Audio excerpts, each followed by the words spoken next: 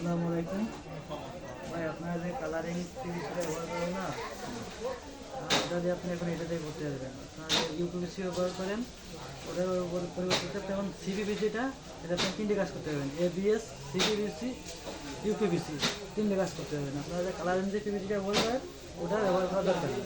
আপনি এখন থেকে এটা ব্যবহার করবেন। এই যে আপনার পরীক্ষা করে দেখাচ্ছি, দেখেন 10 থেকে 15 সেন্টিমিটার জয়েন্ট করবেন।